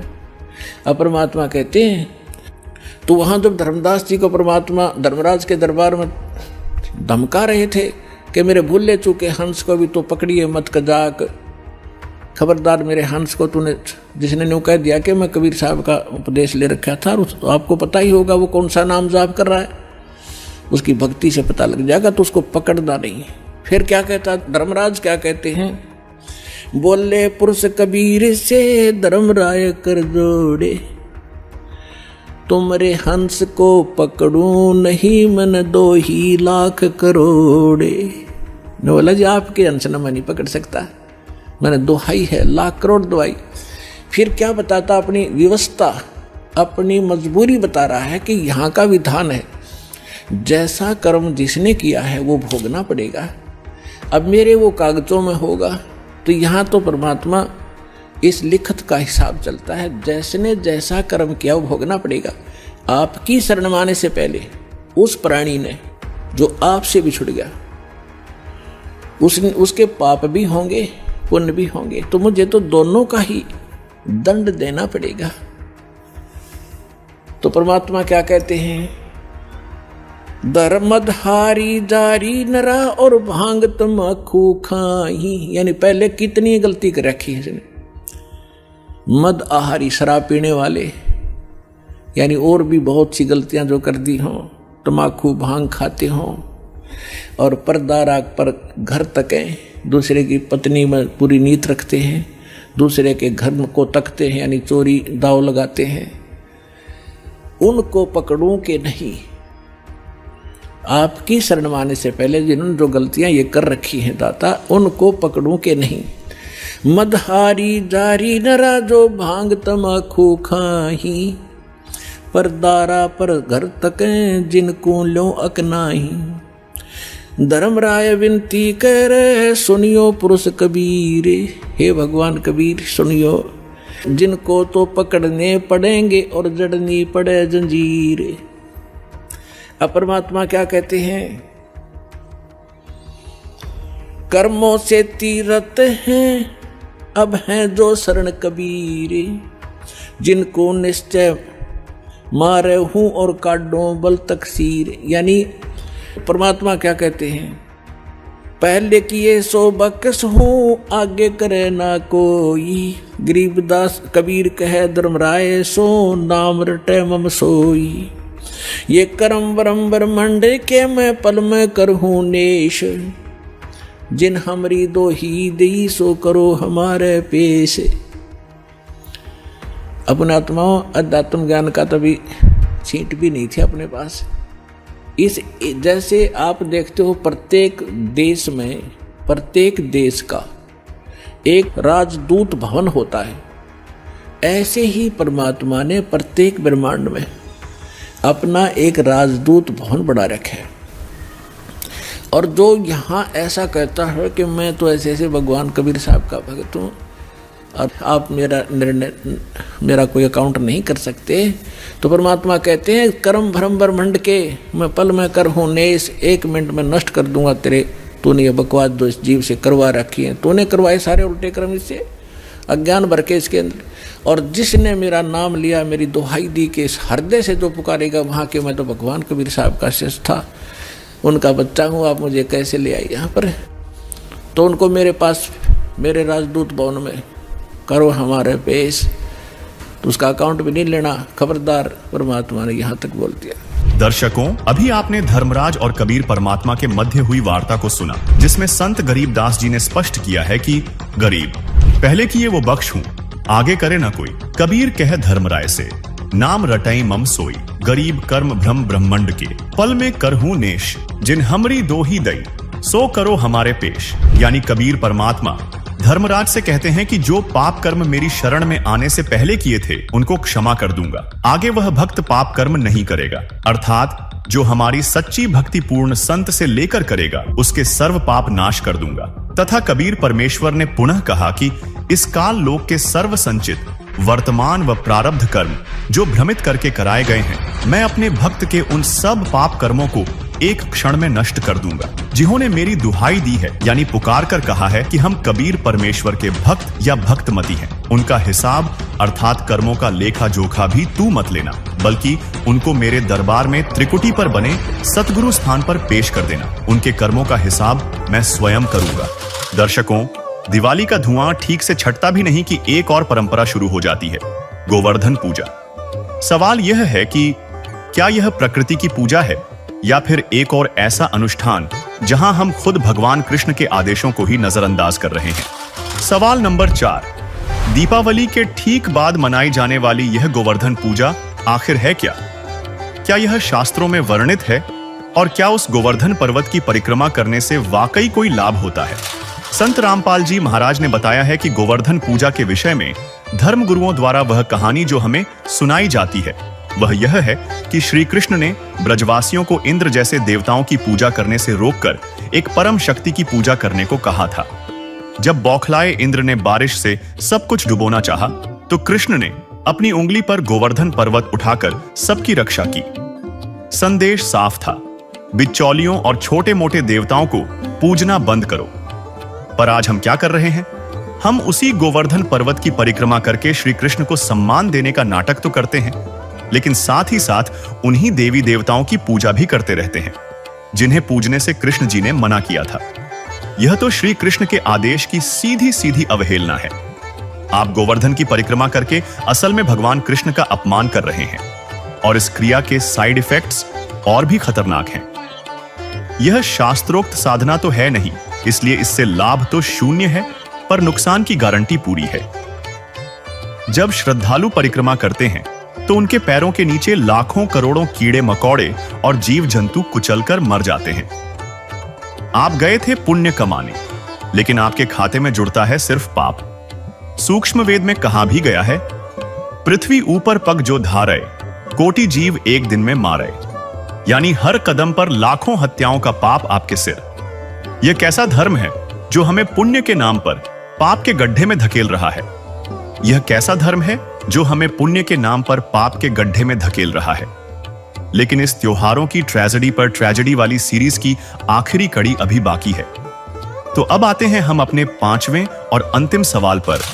सवाल नंबर 5, दिवाली के 2 दिन बाद मनाए जाने वाला भाई दूज आखिर क्यों मनाया जाता है? क्या कुमकुम का एक टीका लगाकर आरती उतार देने से भाई बहन की रक्षा हो सकती है? मकसद तो अच्छा है, रक्षाबंधन की तरह ही बहनें भाई की लंबी उम्र और सुरक्षा की कामना करती हैं। लेकिन हकीकत क्या है? क्या यह एक और खोखला रीति रिवाज नहीं जिसकी कोई गारंटी नहीं? अखबारों की सुर्खियां गवाह हैं कि कई बार भाई दूज के दिन ही भाई बहन हादसों का शिकार हो जाते हैं। रोहतक में भाई दूज का टीका लगवाकर लौट रहा एक परिवार सड़क हादसे का शिकार हो गया, जिसमें कार सवार पति पत्नी और 12 वर्षीय बेटे की मौके पर ही मौत हो गई। 152D एक्सप्रेसवे पर गांव बसाना और कलानौर के बीच ये हादसा हुआ। भाई दूज के दिन किसी बहन का भाई बिछड़ गया तो किसी घर का चिराग बुझ गया। एक सड़क हादसा हुआ जिसने तबाही मचा दी और एक परिवार की हंसती खेलती जिंदगी उजड़ गई। सागर जिले के रहली थाना अंतर्गत बलेह रोड पर आज सुबह एक भीषण सड़क हादसा हो गया, जिसमें एक अज्ञात वाहन ने बाइक सवार 2 युवकों को टक्कर मार दी। इस दुर्घटना में बाइक चालक की मौके पर ही मौत हो गई, वहीं दूसरा युवक गंभीर रूप से घायल हो गया।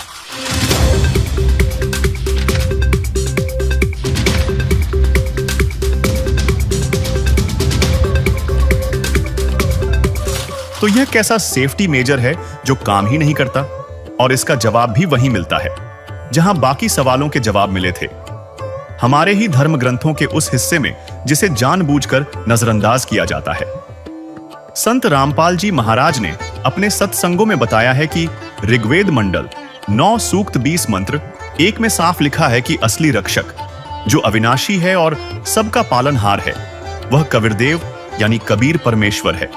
तो दर्शकों, संत रामपाल जी महाराज द्वारा किए गए इस पूरे विश्लेषण से तस्वीर साफ होती है कि जिस दिवाली को हमने श्री राम की वापसी का जश्न समझा, वह असल में माता सीता के अपमान के बाद अयोध्या वासियों ने खुद ही बंद कर दी थी। आज हम सिर्फ एक मरी हुई परंपरा का बोझ ढो रहे हैं, जिसे प्रदूषण और हादसों का जंग लग चुका है। जिस गोवर्धन पूजा को हमने कृष्ण भक्ति समझा, वह असल में कृष्ण जी के ही आदेशों का खुला अपमान है, जहां हम पुण्य कमाने के चक्कर में लाखों जीवों की हत्या का पाप अपने सिर ले रहे हैं। और जिस भाई दूज को हमने रक्षा का कवच समझा, वह एक ऐसी परंपरा है जिसकी अपनी कोई गारंटी नहीं। यह सब शास्त्र विरुद्ध एक मनमाना आचरण है। इन त्योहारों को मनाने से न तो वह सुख समृद्धि मिल सकती है जिसका हमें लालच दिया जाता है, और न ही हमारी रक्षा हो सकती है। असली रक्षक, असली पाप नाशक और कर्म के बंधनों से छुड़ाने वाला बंदी छोड़ कोई और है। वह है कबीर परमेश्वर, जो हमें सिर्फ सुख समृद्धि नहीं बल्कि पूर्ण मोक्ष भी प्रदान कर सकता है। और अगर आपको इन त्योहारों के जाल से निकलकर उस असली शक्ति की यथार्थ भक्ति जाननी है, तो उसकी जानकारी के लिए आप संत रामपाल जी महाराज YouTube चैनल पर संत रामपाल जी महाराज के सत्संग देख सकते हैं। अब आपको कुछ भक्तों के अनुभव दिखाते हैं। परमात्मा कबीर परमेश्वर की शरण माने के बाद उनको कैसे सुख मिले, पहले वो कितने कष्ट से जीवन जी रहे थे, और परमात्मा ने आज उनको हाथों पर रख लिया। समर्थ का शरणा गहो रंगहोरी हो, और कभू ना हो काज राम रंगहोरी। दर्शकों, टेंशन और डिप्रेशन ऐसी समस्याएं हैं जो आजकल हर वर्ग के लोगों को अपना शिकार बनाती जा रही हैं। इनसे छुटकारा पाने और शांति का अनुभव प्राप्त करने के लिए लोग विभिन्न तरीके अपनाते हैं, लेकिन वास्तविक सुख शांति से अभी भी कोसों दूर है। आज हम आपको एक ऐसी ही शख्सियत की आपबीती से रूबरू करवाने जा रहे हैं जो इन सभी परेशानियों से बाहर उभर कर आ चुकी हैं। ये है अलीगढ़, उत्तर प्रदेश की खुशबू जी, जो डिप्रेशन के जाल में बुरी तरह फंसी हुई थी। हालात इतने खराब हो चुके थे कि इन्हें खुद की भी सुध नहीं रहती थी, और इनके परिवार पर भी दुखों का पहाड़ टूटा हुआ था। लेकिन फिर अचानक 2013 में खुशबू जी को एक ऐसा शांतिदायक मार्ग मिला, जिसे अपनाने के बाद इन्होंने डिप्रेशन जैसी समस्या से पूरी तरह छुटकारा पा लिया है। आपको बता दें, खुशबू जी को यह शांतिपूर्ण परमेश्वर कबीर साहिब जी की शरण में मिली। जिसे वर्तमान समय में संत रामपाल जी महाराज जी बता रहे हैं। उनसे नाम उपदेश लेने के बाद खुशबू जी के साथ और भी अनेकों चमत्कार हुए हैं, जिससे आज वह एक शांतिपूर्ण जीवन व्यतीत कर रही है। आइए अब सुनते हैं खुशबू जी की यह प्रेरक कहानी, उनकी अपनी जुबानी। नमस्कार जी। सत साहिब। क्या नाम है जी आपका? खुशबू सिंह। खुशबू जी आप कहाँ से हैं? यूपी अलीगढ़ उत्तर प्रदेश से जी। संत रामपाल जी महाराज से नाम दीक्षा आपने कब ली? 2013 में। संत रामपाल जी महाराज से नाम दीक्षा लेने से पहले क्या आप कोई भक्ति साधना भी करती थी? हाँ जी, हमने गुरमित राम रहीम से नाम ले रखा था और उन्हीं की भक्ति करते थे, और बाकी जितने सब भी देवी देवता हैं उनकी भी भक्ति हम करते थे। लेकिन वहाँ जाने के बाद हमें कोई लाभ नहीं था। वहाँ पे भक्ति करते करते भी मतलब मैं डिप्रेशन में चली गई। हमारी गृह कलेश भी होती थी। मेरे पापा जो हैं वो नशा करते थे और घर में काफ़ी ही दिक्कतें हुई थी। तो फिर आप संत रामपाल जी महाराज की शरण में कैसे आईं? संत रामपाल जी महाराज की शरण में हम लोग ऐसे आए कि जब हमारे घर में मेरे बड़े भाई की शादी हुई थी तो हमारे घर में झगड़ा होने लगा था। हाँ, तो बहुत सारे झगड़े होते थे। जो मेरी भैया की जो वाइफ थी वो मतलब टोने टोटके वाली थी, आए दिन मतलब कुछ ना कुछ मिलाती रहती थी, और मतलब भाई और भाभी में दोनों में झगड़ा होता था काफ़ी। तो मैं डिप्रेशन में चली गई और मुझे ये डर था कि मेरे भाई को अब ये मार देगी, और मतलब कुछ आए दिन कुछ ना कुछ खिलाती हैं, कि मैं अपने सिर को ना ऐसे मारती थी दीवारों में, बेडों में, इतने खतरनाक तरीके से कि शायद अगर मैं नॉर्मल अभी मारूं तो मेरा सर फट जाएगा। और मतलब बहुत ही ज़्यादा इतनी परेशान हो गई थी मैं कि बस मुझे कोई भी जगह मिलती थी ना तो बस मैं अपना सर मारा करती थी और बिल्कुल बेहोश हो जाती थी। कोई नहीं, फिर उसके बाद हमने मतलब एक आध दो तांत्रिकों पे दिखाया, किसी ने बताया कि आप वहाँ पे दिखा लो, तो सब ने बोला कि इस पे किया हुआ है और मतलब तुम्हारे घर में बहुत जादू मंत्र चला हुआ है। तो कोई नहीं, मम्मी ने हर जगह दिखाया, हमें कोई भी लाभ नहीं हुआ था। उसके बाद फिर हम लोग आगरा गए। मुझे आगरा केसी गुरनानी डॉक्टर हैं वहाँ पे दिखाया, वहाँ मेरा टेस्ट कराया। तो उसने बोला कि इसके दिमाग में टेंशन है और कुछ भी नहीं है। तो उसने बोला कि ये दवा है ऐसे ऐसे, और इसको खा के अगर आराम मिल जाएगा तो इसे आराम मिल जाएगा, नहीं तो फिर उसके बाद तुम दोबारा इसको लेके आओ। तो मुझे वहाँ पे ले गए डॉक्टर पे। डॉक्टर के लाने के बाद उसी रास्ते से फिर हम मतलब जो मेहंदीपुर बालाजी हैं वहाँ पे मतलब मेरी मम्मी, मेरे भाई और मेरे भाई के कुछ दोस्त थे, वो वहाँ पे हम लोग गए बालाजी। वहाँ पे मतलब जो भी पूजा होती है वो सब वहाँ पे किया। मुझे वहाँ पे भी कोई लाभ नहीं था। मैं वहाँ पे भी ऐसे ही सर पटक रही थी, भाग रही थी, सबको मारती थी। जो भी रास्ते में मुझे मिलता था मैं उसको पीटती थी बुरी तरीके से। तो इस तरीके से मुझे मेरे घर वाले मतलब कभी या कपड़े से बांधकर या फिर दोनों हाथ पकड़ के मुझे हर जगह ऐसे ले जाया करते थे। कोई नहीं, फिर वहाँ से आ गए। तो मेरी दीदी के ससुर संत रामपाल जी महाराज का सत्संग देखा करते थे। तो उन्होंने बोला कि अगर आप लोगों की मर्जी हो तो एक बार संत रामपाल जी महाराज ऐसे ऐसे हैं, और वो मतलब कितनी भी मतलब भयंकर से भयंकर बीमारी हो या कुछ भी गृह कलेश हो, कुछ भी हो, कितना भी कुछ भी कराया हो, वहाँ पे सब लोग ठीक हो जाते हैं। तो मेरी मम्मी ने बोला कि ठीक है, हमने हर जगह दिखा लिया, हमने हर तांत्रिक पे दिखा लिया, डॉक्टर पे दिखा लिया, सब ने बस ये दवा दे देते हैं, लेकिन कोई हमें लाभ नहीं था। मुझे बस यही प्रॉब्लम थी कि मुझे एकदम मतलब बेहोशी आती थी और मैं अपना सिर पकड़ के मतलब दीवारों में, बेडों में, जो भी जगह मुझे मिलती थी मैं हर जगह मारती थी अपने सिर को। कोई बात नहीं, फिर उसके बाद मेरी मम्मी ने प्लान बना लिया कि अब मुझे कुछ नहीं सुनना, और क्या कहते हैं ऐसे तो बहुत ज़्यादा परेशानी हो जाएगी, और क्या कहते हैं हम लोग संत रामपाल जी महाराज के मतलब जाएंगे आश्रम में और वहाँ से नाम उपदेश लेंगे। तो भी हम मतलब बोल दिया था मम्मी ने, लेकिन फिर भी नहीं जा पाए। हमने बाद में बोल दिया, मेरा भाई बोला ठीक है चलेंगे, लेकिन हम लोग नहीं जा पाए। फिर उसके बाद दूसरे दिन एक मतलब चलता फिरता बाबा आया और वो बोल रहा था कि मतलब तुम्हारे बेटे को 6 महीने का दिया हुआ है और 6 महीने के अंदर अंदर ये मर जाएगा। कोई बात नहीं, ये बात मैं सुन रही थी, मुझे होश आता था, और इसी बात को सोचते सोचते मैं एकदम मतलब बहुत ज़्यादा परेशान हो गई, बहुत ज़्यादा, इतना कि मेरा दिमाग मुझे खुद नहीं मालूम कि उस टाइम पर कहाँ चला गया। कोई बात नहीं, हम नहीं गए। फिर हमने उस बाबा से पूजा कराई अपने घर में, और मतलब जो भी उसने बताया वो सब किया। भैया का कॉल आया, आपने कुछ घर में कराया है? कि हाँ कराया, कि मुझे परेशानी हो रही है बहुत ज़्यादा। तो मेरी मम्मी बोली कि अच्छा ठीक है भाई। तो मेरी मम्मी ने उनको बोला कोई भी नहीं, और ज़्यादा हम इतने गिर गए थे कि हमें सिर्फ, मैं तो उस टाइम पे ये सोचती थी कि हम तो या तो मर जाएं या फिर मतलब भगवान हमारा ये सब मतलब जो कष्ट है वो मतलब दूर कर दे। जो राम रहीम थे उनके सत्संग में जाते थे, मैंने लेटर लिखा था, मैंने कहा मेरे लेटर को कोई वहाँ तक पहुँचा दे, लेकिन कोई भी पहुँचाने वाला नहीं था। मैंने मतलब साईं बाबा को मैं ज़्यादा मानती थी, मैंने वहाँ भी प्रार्थना की, लेकिन कोई भी लाभ नहीं था। जितने भी देवता सबसे मैंने वो संकल्प किया, भगवान मतलब मेरा जो दुख है वो कैसे भी आप दूर कर दो, कुछ भी नहीं हुआ। फिर उसके बाद एक और तांत्रिक हैं, हम दूसरे दिन वहाँ पे किसने बताया तो उनके पास भी गए। उन्होंने बोला कि इसको टोने दिए गए हैं और 2 घुल चुके हैं और अभी 4 बाकी हैं। तो मुझे और टेंशन हो गई, मुझे हर जगह दिखाया, कुछ भी लाभ नहीं है। उस दिन फिर मेरी मम्मी बोली कि अब हमें कहीं नहीं जाना, हमें संत रामपाल जी महाराज के आश्रम में जाना है, और मुझे कुछ भी दिखाई नहीं दे रहा, मुझे पता है अब कोई भी नहीं है, अब वहीं लास्ट चांस है और वहीं पे हम जाएंगे। तो हम उसी रात को हम, मेरा भाई, मेरी मम्मी, हम निकल गए। हम लोग दिल्ली पहुँचे, मेरी दीदी सुल्तानपुरी में रहती है, तो उनके घर पे गए। फिर दूसरे दिन उनके सास ससुर हमारे साथ आश्रम में गए। वहाँ से संत रामपाल जी महाराज का हमने नाम उपदेश लिया। खुशबू जी, संत रामपाल जी महाराज से नाम दीक्षा लेने के बाद क्या आपको लाभ भी प्राप्त हुए? हाँ जी, सबसे पहला लाभ तो मेरा ये था कि आध्यात्मिक लाभ हुआ मुझे। फिर दूसरा लाभ, जो मेरी मतलब परेशानी थी, जैसे मैं पागल हो गई थी, सबको मारती थी, पीटती थी, किसी को भी सिर अपने दीवार में मारा करती थी बहुत खतरनाक तरीके से। तो मैंने जैसे ही संत रामपाल जी महाराज से नाम उपदेश लिया, उस दिन के बाद मतलब मैंने सबको मारना पीटना बंद कर दिया। फिर 1 महीने बाद मेरा भाई, मेरी सामने मतलब आंटी रहती हैं वो, और मेरी मम्मी और हम लोग गए संत रामपाल जी महाराज के आश्रम में। तो वहाँ पे आशीर्वाद मतलब दे रहे थे संत रामपाल जी महाराज।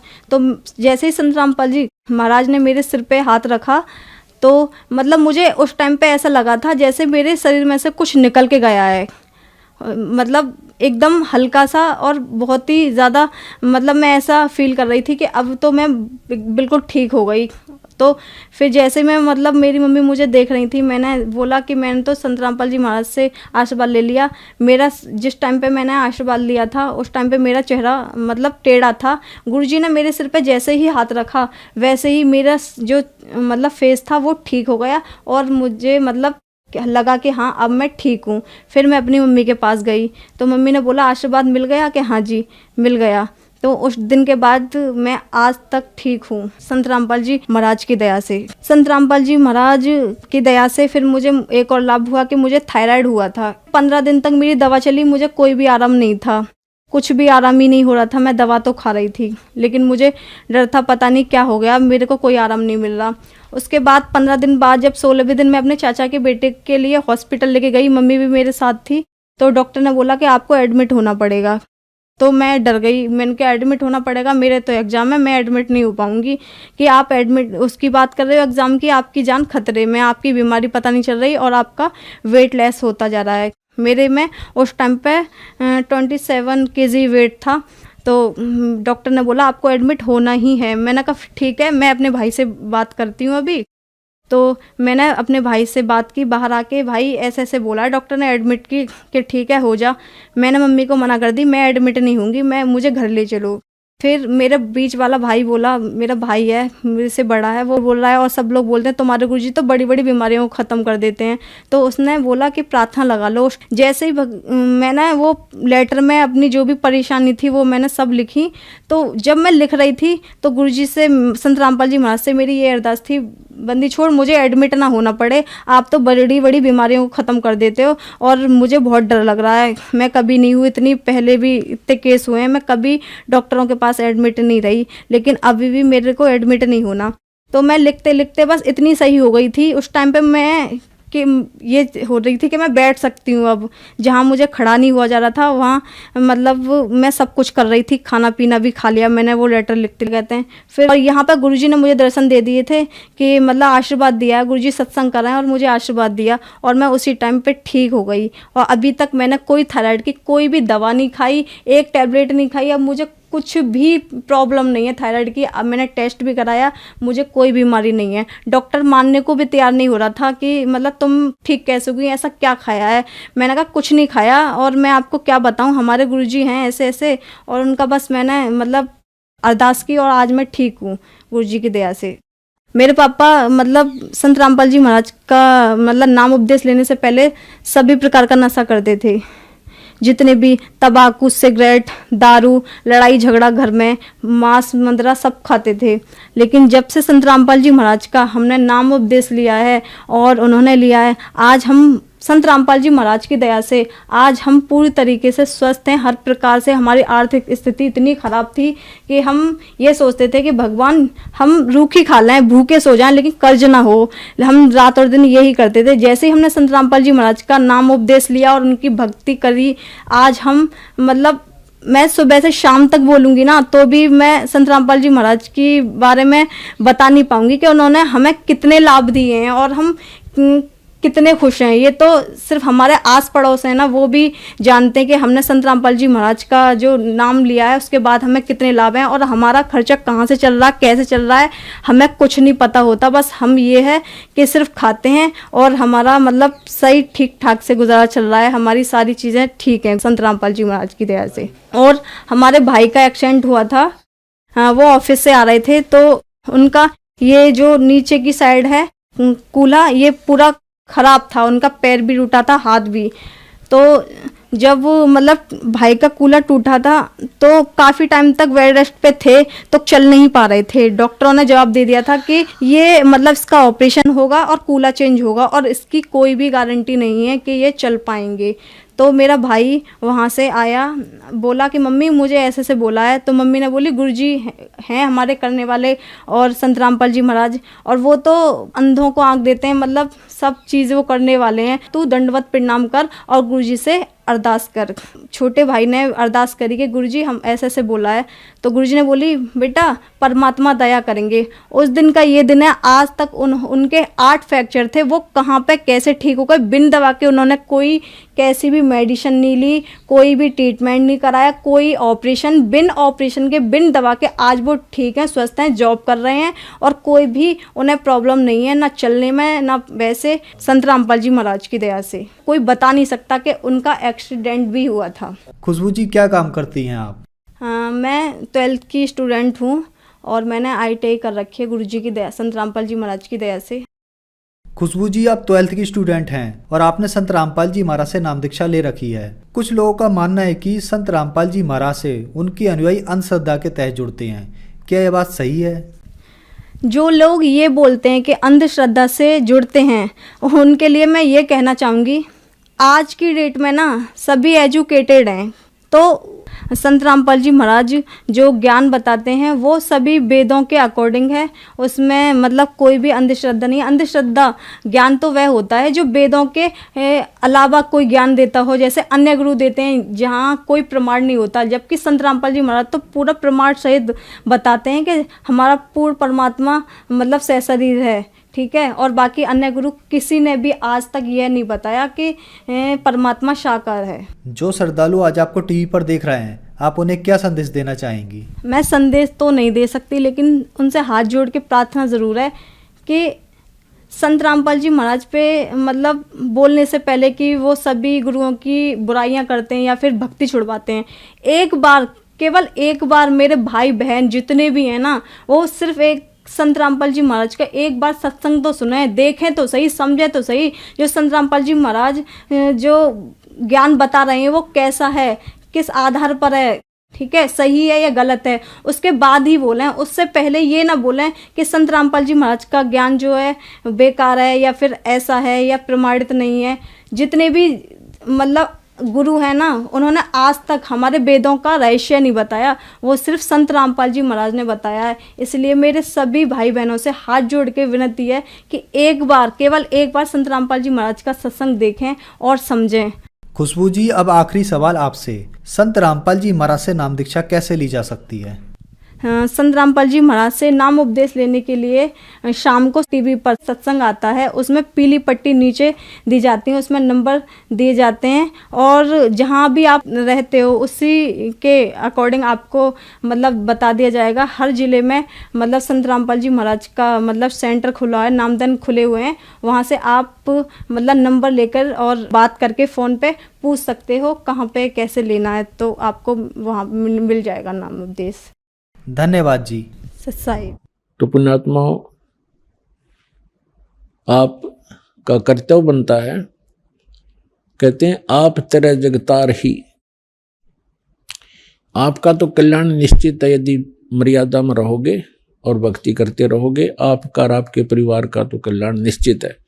लेकिन आपका ये भी कर्तव्य बनता है, फर्ज बना है, भूले न राह बतावे, जिसको ज्ञान नहीं है, भटक रहे हैं, उनको कोशिश करें समझाने की, लेकिन प्यार से। किसी को आप समझाने की चेष्टा करोगे, उसको एक बार तो कड़वा लगेगा। आपको भी ऐसा ही महसूस हुआ होगा प्रारंभ में, हमें भी ऐसा ही लगा था। जैसे गोरखनाथ जी को परमात्मा ने कहा था, गोरखनाथ मैं सबका गुरुआ, मैं सबका गुरु हूं पूरे विश्व का। तो गोरखनाथ जी कह रहे थे, आपका तुमरा वचन मोह लाग गए कड़ुआ। आप जो कह रहे हो ना अपने आप को, मैं सबका मार्गदर्शक हूँ, गुरु हूँ, ये बात मुझे अच्छी नहीं लगती, कड़वी लगती है, बुरी लगती है। तो परमेश्वर ने कहा था कि कड़ुआ लगे सो मीठा होई, हमरी बात पतीजा जोई। हमारी बात पर विश्वास करोगे तो आज जो आपको कड़वा लग रहा है एक दिन मीठा होगा।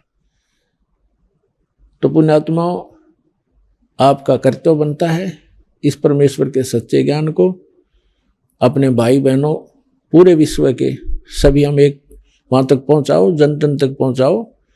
हम सभी एक परमात्मा के बच्चे हैं। हम अपनी अनजानपने में भिन्न भिन्न हो गए, गलत गुरुओं ने हमें बांट दिया, तो हम फिर एक हो सकते हैं। इस परमात्मा के ज्ञान को जन जन तक पहुँचाओ।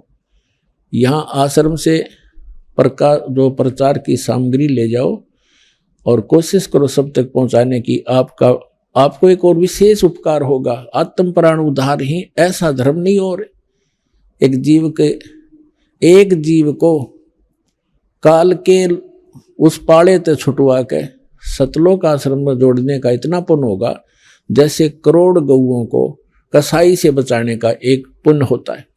तो आपको इतना पुण्य होगा, आप भी प्रचार करो और प्यार से करो, किसी का संघर्ष नहीं करे। कोई आपको बुरा भी बोला, आपका भाई बहन समझ के कि इसको पता नहीं है, तो उसके साथ विरोध नहीं करे, आगे चल पड़े। जिसको सुहा उसको ज्ञान समझावे और यहाँ से पुस्तकें लेकर वो बांटो और सबका कल्याण कराओ। बोलो सतगुरुदेव की जय।